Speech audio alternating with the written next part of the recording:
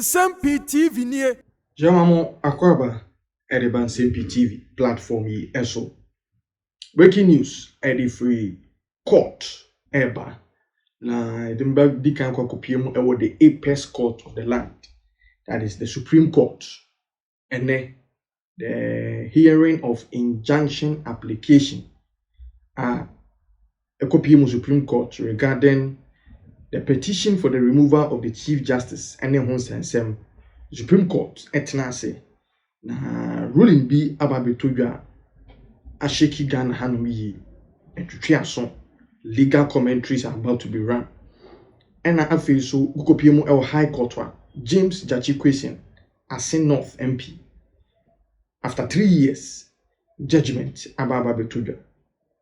yenko court ni nkuti live reporter if we hono mobile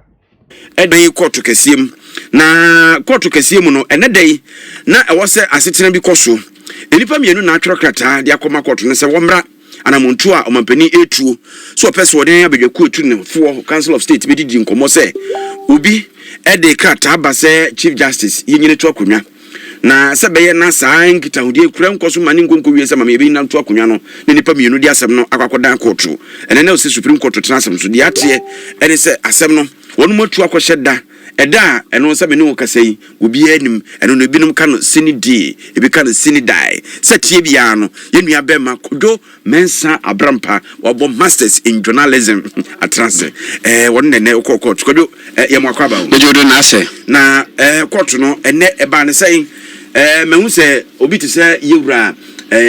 Godfrey Odame edu ba bi na se ne afekere no kakra se ohun sese kokoase bi yakoso no ne ho keka ho wona na wo court boy nkomo nti na se tedam ezin kana aka no yipa benu na waze dam nsami kodan Supreme Court no oye tafo na hyewegoyin visitor sefua dama so na Ebenezer oseusu a oye private citizen na waze dam nsami Vincent Eko asefua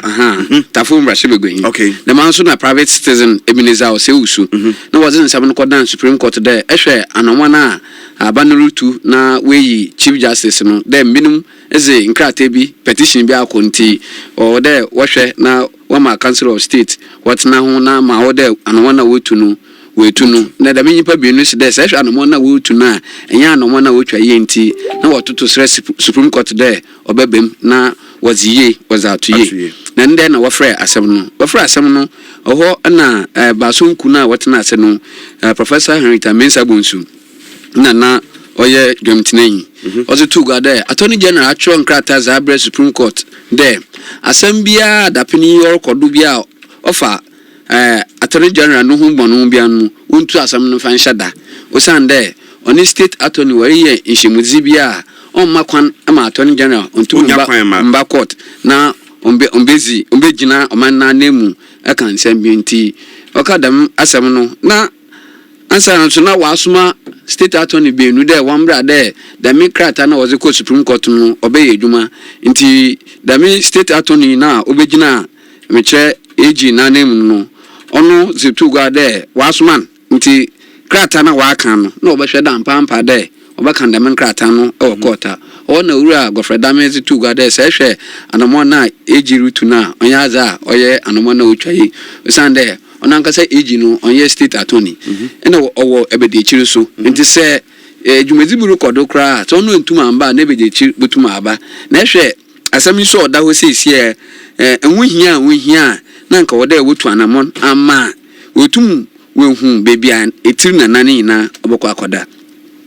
okandam no Professor Henry Tamensa Bonsu de tuga de asam na ya krata na agi zibai no oyaza Chief Justice no nsa shase the Chief Justice nsa shase a onyaza ho na wote panel no do no obetuma kan bibi nti na Godfrey Dame resre court there obama hon date nka da panel orebe ya wonka de bia joda na ya oda na de was it together there the nsam no ya the Chief Justice no fix the date nti se Chief Justice nkrata aba there attorney general se do nya kwana no ntumi ntena won ma date there ochina anade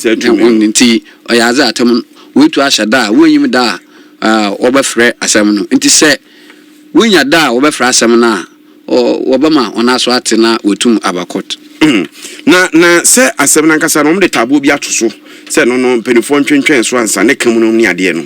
nti ye wie no ye ne gofredame kasa no se ye bisande se asem no kra no CJ ordinary response oza komo mampin orehwe na sanomon bi wo ha wetu na oma dame anomoni ya mprofu bi university sefua damanso na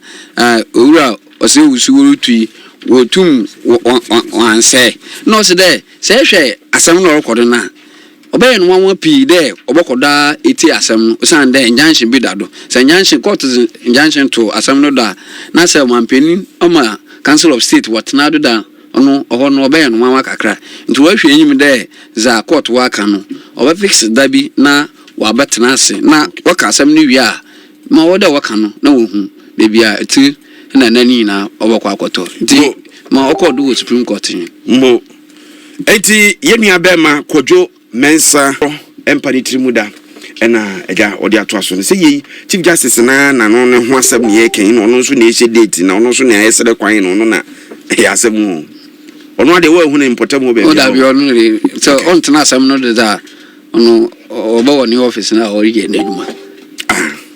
ye hwebe bi esusu ade bo hene de hu ebe fei ye nua be makojo mensa brampa ma ne body free supreme court ba ye no ekua court nsensem na ye nto aso e yentu akasiebo no so na yenkonsam fufrem na Accra High Court na yakure Justice Mary Ekweyanzo ene obeya tena sam so ya enyo bia semra sebedwani a ebribi atwamu ene omayi sawokwa abakosemu anidin empanifo di twudwa se ye pepa kura de afrimra sebedwam wani abedi emra sebedwadwa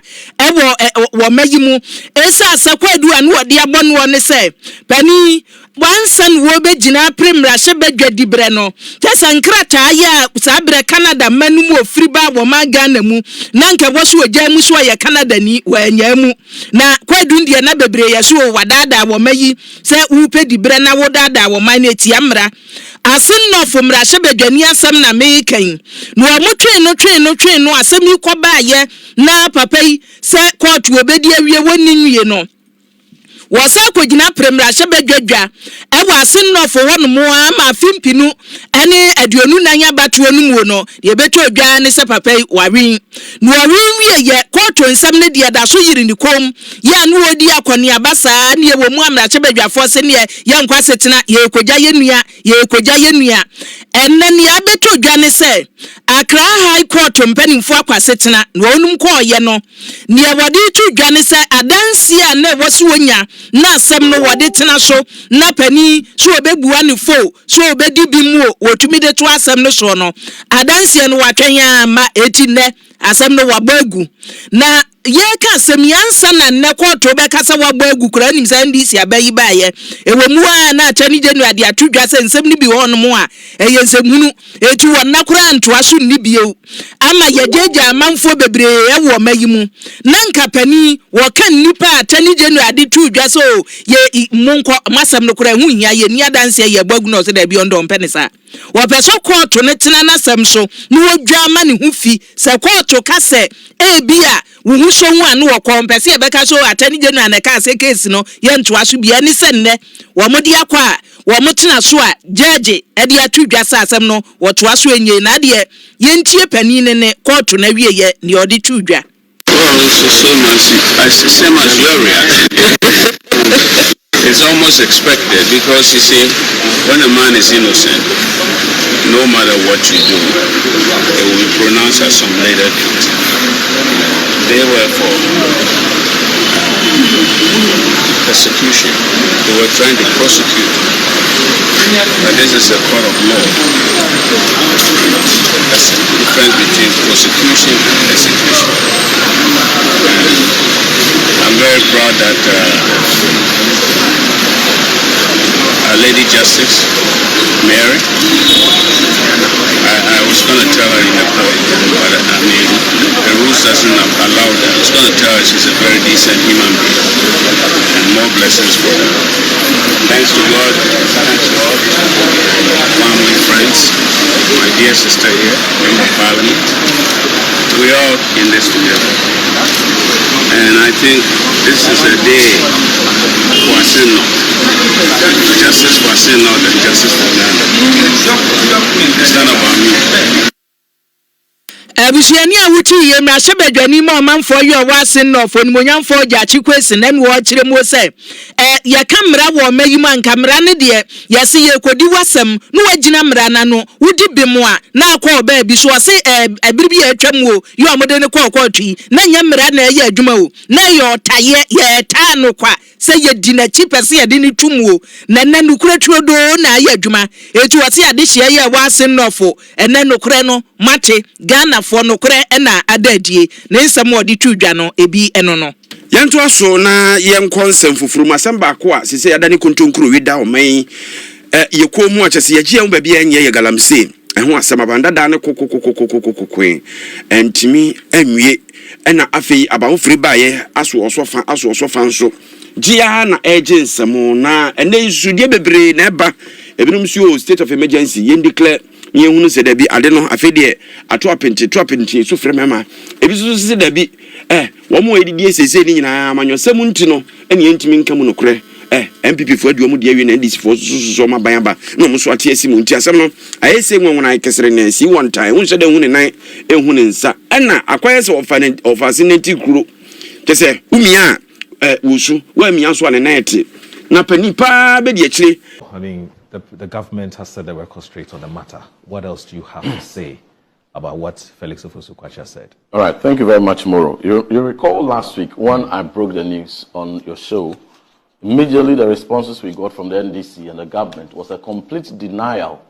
that no, there was no such flight that ever came. Nsem-Pii was a reverend, he's lying, he's fabricating a story to create fear and panic.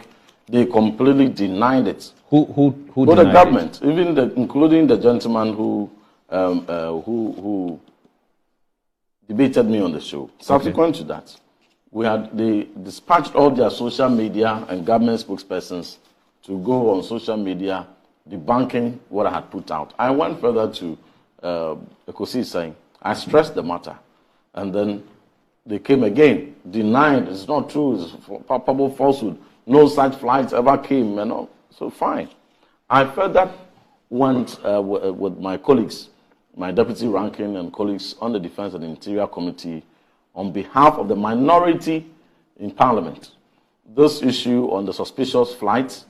together with two other important security concerns, we put them together into three matters, and we raised a press conference on Monday, the 1st of April, on the presence of Parliament. And among other things, we called on national security to provide updates into the raids they conducted in Sapiman on February 9th, which uncovered 12 20-footer containers filled with gold, cash, and all that, which you and I didn't occasion that raid. We didn't show that video. We didn't take any video. They themselves produced these videos and put them out there. And we thought that after 2 clear months of conducting that video in the full glare of the media, it is only prudent that they update the public. So we raised our concern. How much is the gold? How much is the cash? How much is the dollars? Who is behind it? What was the purpose? How far has the investigations gone? Who are the culprits? How many of them have been arraigned before court for the past 2 months? No update whatsoever. So we raised it. And we also raised the Air Med flight and the Kabok Air, the air ambulance designed specifically to carry, patients, specifically patients or maybe cops can be transported by that. It was designed just for that. Coming from Gran Canaria on March 20th, and then landing at Kotoka International Airport. And our checks had indicated there was no patient that they carried, there was no cops that they carried, stayed here for 5 days. And then on March 25th, 1 a.m., departed to Gran Canaria without any patient. So it raised a lot of suspicion. But once it landed, there were movements to and from the aircraft. But there was no established evidence of any cops or patients on board. So it raised a lot of suspicion. And around that same time, another private private jet, Kavok Air, also arrived 12th of March, landed at the Kotoka International Airport, stayed here for 13 days,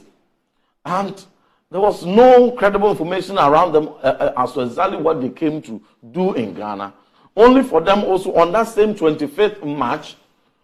both away with the same Air Med flights back to the same location, Gran Canaria. And there was suspicious movement to and from the flights. Meanwhile, there was no evidence of the particular purpose they came to do. A lot of suspicions were carried. It dovetailed into the same period where $150 million, street worth of cocaine was busted in Takoradi, which was purported to be belonging to one Charles Hagan, who was the NDC parliamentary candidate as secondee in the 2020 elections. We never heard anything about it again. Then we also had around that same time a